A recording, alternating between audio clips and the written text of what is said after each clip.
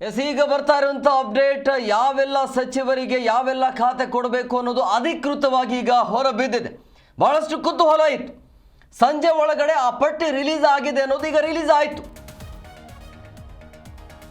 DK ಸಂಪುಟದ ನೂತನ ಸಚಿವರಿಗೆ ಖಾತೆ ಹಂಚಿಕೆ ಆಗಿದೆ.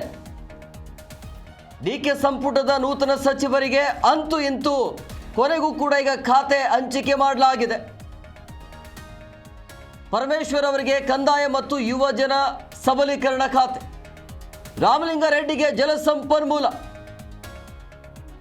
ಇನ್ನು ಇದಾದ ನಂತರ ಪ್ರಿಯಾಂಕ್ ಖರ್ಗೆಗೆ ಅನ್ಕೊಂಡಿತ್ತು ಗೃಹ ಇಲಾಖೆ ಕೊಡಬಹುದು ಅಂತೇಳಿ, ಅದೇ ಕೊಟ್ಟಿದ್ದ. ಶರಣ್ ಪ್ರಕಾಶ್ ಪಾಟೀಲ್ ವೈದ್ಯಕೀಯ ಶಿಕ್ಷಣ ಖಾತೆ ಅವರಿಗೆ ನೀಡಲಾಗಿದೆ. ಡಿಕೆ ಸಂಪುಟದಲ್ಲಿ ನೂತನ ಸಚಿವರಿಗೆ ಖಾತೆ ಹಂಚಿಕೆ ಆಗಿದೆ. ಸಹಜವಾಗಿ ಈ ಖಾತೆಯನ್ನು ಕೆಲವೊಂದಿಷ್ಟು ಜನ ನಿರೀಕ್ಷೆ ಮಾಡಿದರು, ಅಂದರೆ ಸಚಿವರು ನಿರೀಕ್ಷೆ ಮಾಡಿದರು. ಇನ್ನು ಕೆಲವರು ಸೀನಿಯರು ಒಳ್ಳೆ ಖಾತೆಯನ್ನು ಕೊಡಬೇಕು ಅಂಥೇಳಿ ಡಿಮ್ಯಾಂಡನ್ನು ಇಟ್ಟಿದ್ರು. ಆ ಡಿಮ್ಯಾಂಡ್ ತಕ್ಕಂತೆ ಈ ಖಾತೆ ಇದೆಯಾ, ಅವರು ಏನು ಡಿಮ್ಯಾಂಡ್ ಮಾಡಿದರು ಅನ್ನೋದು.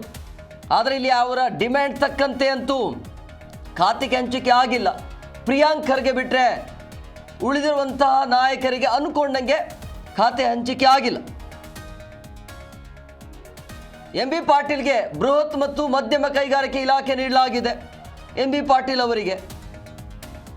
ಇದಾದ ನಂತರ ಸತೀಶ್ ಜಾರಕಿಹೊಳಿಗೆ ಲೋಕೋಪಯೋಗಿ PWD ಅದೇ ಖಾತೆ ಬೇಕು ಅಂತ ಹೇಳ್ತಾ ಇದ್ರು. ಅದೇ ಖಾತೆಯನ್ನು ಕೊಟ್ಟಿದ್ದಾರೆ. ಅಂದರೆ ಸಮಸ್ಯೆ ಮಾಡ್ಕೊಳ್ಳೋದು ಬೇಡ ಅಂತೇಳಿ.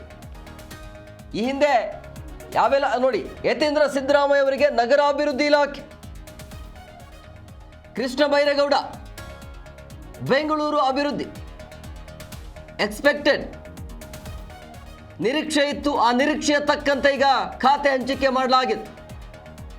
IT-BT ಇಲಾಖೆ ಮತ್ತು ಗೃಹ ಇಲಾಖೆಗೆ ಪ್ರಿಯಾಂಕ್ ಖರ್ಗೆ, KJ ಜಾರ್ಜ್ ಈ ಹಿಂದೆ ಏನು ಕೊಟ್ಟಿತ್ತು ಅದೇ ರೀತಿ ಇಂಧನ ಮತ್ತು ಪ್ರವಾಸೋದ್ಯಮ ಇಲಾಖೆ ನೀಡಲಾಗಿದೆ.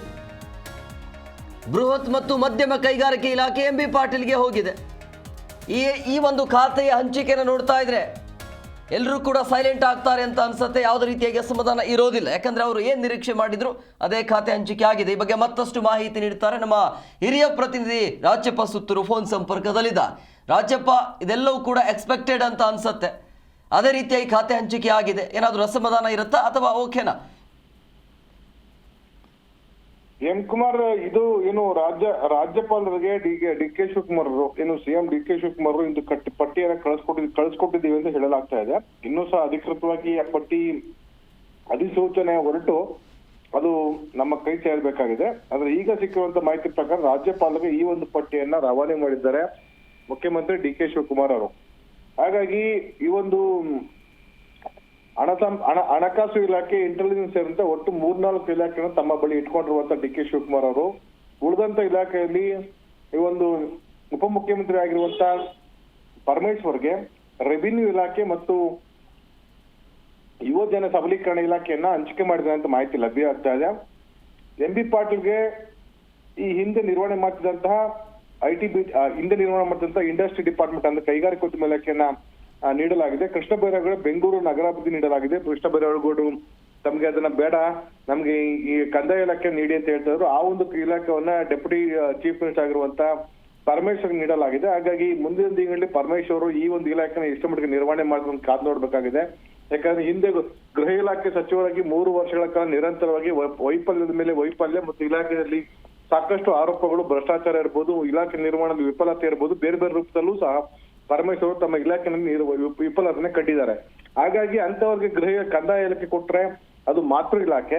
ಅದ್ರ ಪರಿಣಾಮವನ್ನು ಯಾವ ಮಟ್ಟದಲ್ಲಿ ಅವರು ಪರಮೇಶ್ವರ್ ನಿರ್ವಹಣೆ ಮಾಡ್ತಾರೆ ಅಥವಾ ನಿಜವಾಗ್ಲೂ ಈ ಒಂದು ಇಲಾಖೆಗೆ ನ್ಯಾಯ ದೊರಕಿಸ್ಕೊಡ್ತಾರೆ ಅಂತ ಒಂದು ಅನುಮಾನ ಇದೆ.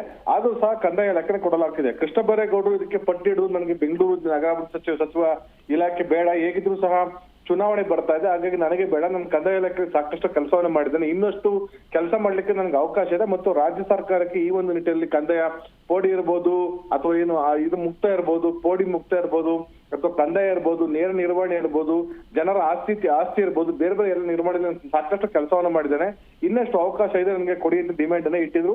ಆದ್ರೂ ಸಹ ಈ ಒಂದು ಇಲಾಖೆಯನ್ನ ಪಕ್ಷದ ಹೈಕಮಾಂಡ್ ಕೊಟ್ಟಿದೆ ಅಂತ ನಾವು ಹೇಳಿಕೆಯನ್ನ ಡಿ ಕೆ ಶಿವಕುಮಾರ್ ಇಂದು ಪತ್ರಿಕಾಗೋಷ್ಠಿಯಲ್ಲಿ ಪ್ರಕಟ ಮಾಡೋದು. ಅದರಂತೆ ಬೆಂಗಳೂರು ನಗರಾಭಿವೃದ್ಧಿ ಇಲಾಖೆಯನ್ನ ಅವ್ರು ಕೊಡಲಾಗಿದೆ.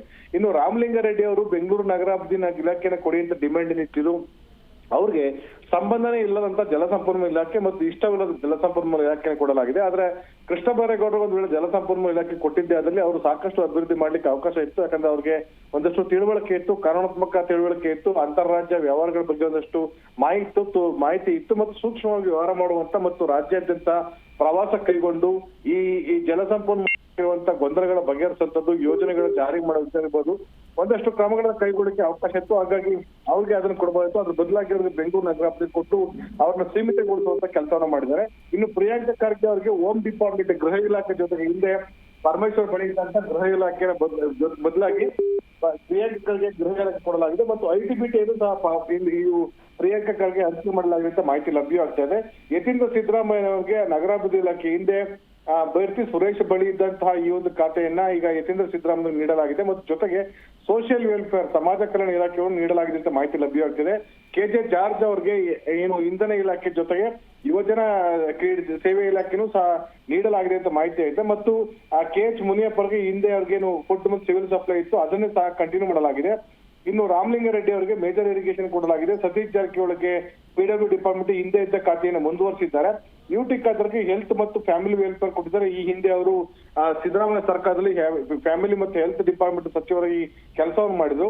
ಅದೇ ರೀತಿ ಈಶ್ವರ್ ಖಂಡ್ರೆ ಅವರಿಗೆ ರೂರಲ್ ಡೆವಲಪ್ಮೆಂಟ್ ಕೊಡಲಾಗಿದೆ. ಹಿಂದೆ ಅವರು ಅರಣ್ಯ ಇಲಾಖೆ ಸಚಿವರಾಗಿ ಒಂದಷ್ಟು ಕೆಲಸ ಕಾರ್ಯಗಳನ್ನು ಮಾಡಿದ್ರು. ಅದ್ರ ಬದಲಾಗಿ ಇವರಿಗೆ ಗ್ರಾಮೀಣಾಭಿವೃದ್ಧಿ ಮತ್ತು ಪಂಚಾಯತ್ ರಾಜ್ ಇಲಾಖೆಯನ್ನು ಕೊಡಲಾಗಿದೆ. ಬೈರತಿ ಸುರೇಶ್ ಅವರಿಗೆ ರಾಮಲಿಂಗಾರೆಡ್ಡಿ ಅವರು ಏನು ಅವರ ಬಳಿ ಇದ್ದಂತ ಸಾರಿಗೆ ಇಲಾಖೆಯನ್ನ ಬೈರತಿ ಸುರೇಶ್ ಅವರು ನೀಡಲಾಗಿದೆ. ಚರಣ್ ಪ್ರಕಾಶ್ ಪಾಟೀಲ್ ಎಂದಿನಂತೆ ಈ ಒಂದು ಮೆಡಿಕಲ್ ಎಜುಕೇಶನ್, ವೈದ್ಯಕೀಯ ಶಿಕ್ಷಣ ಇಲಾಖೆ ಮತ್ತು ಸ್ಕಿಲ್ ಡೆವಲಪ್ಮೆಂಟ್ ಕೌಶಲಾಭಿವೃದ್ಧಿ ಇಲಾಖೆಯನ್ನ ಅವರು ನೀಡಲಾಗಿದೆ. ಹಾಗಾಗಿ ಇದರಲ್ಲಿ ಪ್ರಮುಖವಾಗಿ ಹಲವಾರು ಸಚಿವರಿಗೆ ಏನು ಖಾತೆಗಳನ್ನ ಹಂಚಿಕೆ ಮಾಡಿದ್ದಾರೆ. ಈ ಹಂಚಿಕೆ ಮಾಡಿರುವ ಖಾತೆಗಳಲ್ಲಿ ಅವರವರ ಇಲಾಖೆಯಲ್ಲಿ KH ಮುನಿಯಪ್ಪನವರು ಹಿಂದೆ ಏನು ಆಹಾರ ಮತ್ತು ನಾಗರಿಕ ಪೂರೈಕೆ ಇಲಾಖೆ ಸಚಿವರಿಗೆ ಅಂತದ್ದೇನು ಮಹತ್ವದ ಸಾಧನೆಯನ್ನು ಮಾಡಿರಲಿಲ್ಲ. ಇದು ಪಕ್ಷದ ವರಿಷ್ಠರಿಗೂ ಸಹ ರಿಪೋರ್ಟ್ ಇದ್ರೂ ಸಹ ಅವರಿಗೆ ಮತ್ತೊಮ್ಮೆ ಖಾತೆಯನ್ನ ಕೊಡುವಂತದ್ದು ಯಾಕೆ ಅಂತ ಅನ್ನೋದು ಅನುಮಾನಕ್ಕೆ ಕಾರಣವಾಗಿದೆ. ಇನ್ ಜಾರ್ಜ್ ತಮ್ಮ ಇಲಾಖೆಯನ್ನ ಸಮರ್ಥವಾಗಿ ನಿರ್ವಹಣೆ ಮಾಡಿದ್ದಾರೆ. ಏನು ಅಂತಹ ಏನು ಬದಲಾವಣೆ ಏನಿಲ್ಲ. ಜಾರ್ಜ್ ಅವರು ಇಲಾಖೆಯನ್ನು ಪರವಾಗಿಲ್ಲ ಅನ್ನೋ ರೀತಿ ನಿಭಾಯಿಸಿದ್ದಾರೆ. ಬೈರತಿ ಸುರೇಶ್ ಅವರು ನಗರಾಭಿವೃದ್ಧಿ ಇಲಾಖೆಯಲ್ಲಿ ಸಾಕಷ್ಟು ಆರೋಪಗಳಿವೆ. ಅದು ಅವ್ರ ಮೇಲೆ ಸಮರ್ಪಕವಾಗಿ ಇಲಾಖೆ ನಿರ್ವಹಣೆ ಮಾಡಿಲ್ಲ, ಆ ಭ್ರಷ್ಟಾಚಾರ ಆರೋಪ ಇದೆ, ಬೇರೆ ಬೇರೆ ಆರೋಪಗಳು ಇತ್ತು. ಬೈರತಿ ಸುರೇಶ್ ಅವ್ರನ್ನ ಅವ್ರಿಗೆ ಟ್ರಾನ್ಸ್ಪೋರ್ಟೇಷನ್ ಕೊಡಲಾಗಿದೆ. ಹಾಗಾಗಿ ಆ ಇಲಾಖೆಯಲ್ಲಿ ಅವ್ರು ಏನ್ ಮಾಡ್ತಾರೆ ಅಂತ ಅನ್ನೋದು ಸಹ ದೊಡ್ಡ ಮಟ್ಟದಲ್ಲಿ ಯಕ್ಷ ಪ್ರಶ್ನೆ ಆಗಿದೆ. ಇನ್ನು ಈಶ್ವರ್ ಖಂಡ್ರೆ ಅವರಿಗೆ ರೂರಲ್ ಡೆವಲಪ್ಮೆಂಟ್ ಕೊಡಲಾಗಿದೆ. ಅವರು ಅರಣ್ಯ ಇಲಾಖೆಯಲ್ಲಿ ಸಾಕಷ್ಟು ಕೆಲಸವನ್ನ ಮಾಡಿದ್ರು ಮತ್ತು ರಾಜ್ಯಾದ್ಯಂತ ಪ್ರವಾಸ ಮಾಡ್ತಿದ್ರು. ಸ್ವಲ್ಪ ಕೆಲಸವನ್ನ ಮಾಡುವಂತ ಹುರುಪನ್ನ ಆ ವಯಸ್ಸಿನ ತೋರಿಸಿರುವಾಗ ಈಶ್ವರ್ ಖಂಡ್ರೆ ಕೊಟ್ಟಿರೋದು ಒಂದು ಸಮರ್ಥನೀಯ ಅಂತ ಲೆಕ್ಕಾಚಾರವನ್ನ ಹಾಕ್ಲಾಗ್ತಾ ಇದೆ. ಹಾಗಾಗಿ ಇಲ್ಲಿ MB ಪಾಟೀಲ್ ಅವರಿಗೆ ಮತ್ತು ಕೆಲವರಿಗೆ ಮಾತ್ರ ಈ ಸತೀಶ್ ಜಾರಕಿಹೊಳಿಗೆ, ಈ KH ಮುನಿಯಪ್ಪನವರಿಗೆ ಇವ್ರಿಗೆ ಬಹುತೇಕ ಅವರವರ ಖಾತೆಗಳನ್ನ ಕೊಟ್ಟು ಉಳಿದಂತವ್ರಿಗೆ ಬದಲಾವಣೆ ಮಾಡುವಂತ ಒಂದು ಕೆಲಸವನ್ನು ಮಾಡಿದ್ದಾರೆ. ವಿಶೇಷವಾಗಿ ಪ್ರಿಯಾಂಕ ಖರ್ಗೆ ಅವರು ಗೃಹ ಇಲಾಖೆನ ಕೇಳಿ ಪಡ್ಕೊಂಡಿದ್ದಾರೆ ಅಂತ ಮಾಹಿತಿ ಲಭ್ಯವಾಗ್ತಾ ಇದೆ.